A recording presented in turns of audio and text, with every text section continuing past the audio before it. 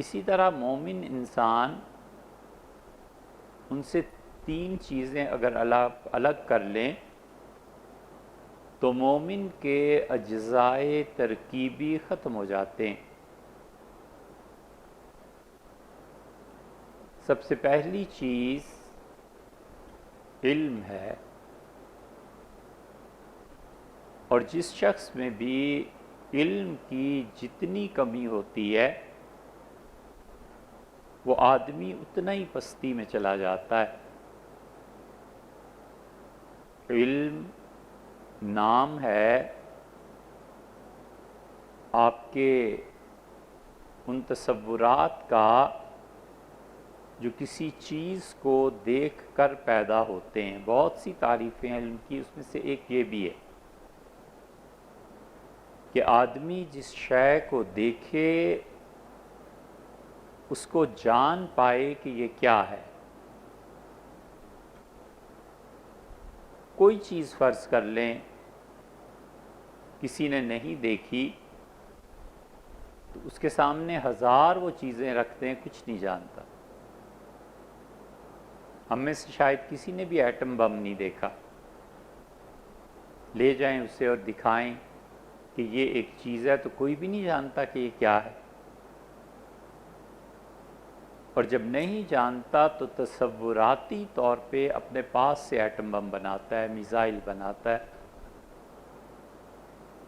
اور ایک عمودی ستون کھڑا کر لیتا ہے، نوک بنا دیتا ہے اور کہتا ہے کہ یہ میزائل ہے۔ جس نے اصل میزائل اور بم دیکھے ہیں وہ ہنسے گا اور یہی کہے گا کہ بچوں کے تصورات ہیں۔ اشیاء کے حقائق، ان کو جاننا اور دماغ کی گرفت میں اس کو لانا، اور جتنا وہ دماغ کی گرفت میں آئے پھر اس کے اظہار پر بھی قدرت رکھنا، بتا پانا کہ یہ چیز ہے، پھر جا کے کہیں پہلا مرحلہ طے ہوتا ہے۔ بچہ جانتا ہے یہ قلم ہے، یہ کافی نہیں ہے۔ وہ اظہار کر سکے کہ یہ قلم کیسا ہے، اس کی افادیت کیا ہے، بنتا کیسے ہے، لکھتا کیسے ہے، جتنا جتنا اس موضوع پہ اس کو صحیح انکشاف ہوگا اتنا ہی یہ صحیح علم بیان کرے گا۔ اس لیے مومن کی ترکیب میں پہلا جز یہ ہے کہ اس کے پاس علم ہونا چاہیے۔ اگر علم نہیں ہے اور وہ سمجھتا ہے کہ وہ مومن ہے تو اسے جلدی مر جانا چاہیے، چھوڑے اس جہان کو اور ان لوگوں کو آنے دے جن کو اللہ نے علم دیا ہے اور وہ علم کو جانتے بھی ہیں، محفوظ رکھنے کا طریقہ بھی ہے۔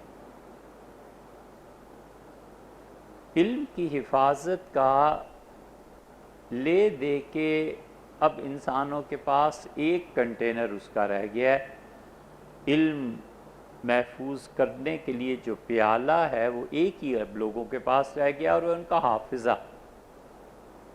اب بھلا بتاؤ حافظے کو علم سے کیا تعلق ہے؟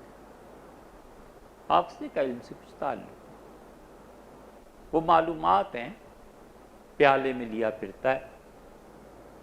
علم تو یہ تھا کہ وہ اصل شے کی حقیقت تک پہنچتا، وہ ہے نہیں، اس لیے بچے بھی رٹتے ہیں اور انہیں بھی کوئی کہے گا کہ یہ پڑھے لکھے ہیں، کچھ نہیں ہے۔ اگر ان کا حافظہ اچھا ہے تو معلومات کو حاصل کر لیں گے، اس شے اس علم کی حقیقت تک پہنچنا یہ کم لوگوں کے ساتھ۔ اس لیے اس کے جو ابتدائی درجہ ہے تعلیم کا، اگر مومن اس سے بھی عاری ہے تو اس کے پاس کچھ نہیں۔ اگر اسے پتہ ہو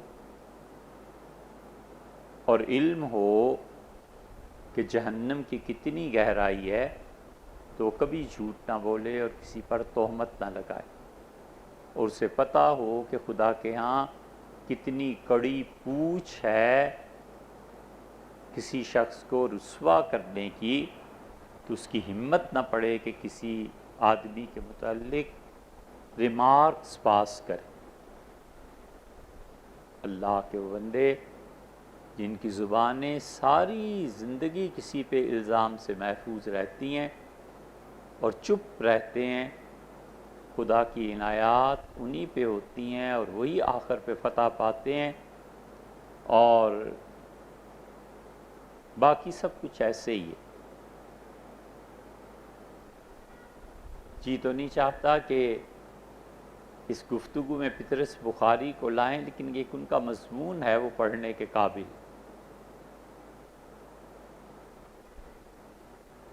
انہوں نے بہت سی قسمیں بیان کی ہیں، چھوڑو کبھی دیکھنا اس کو بھی۔ اس لیے مومن بنیادی طور پہ علم سے وابستہ ہوتا ہے،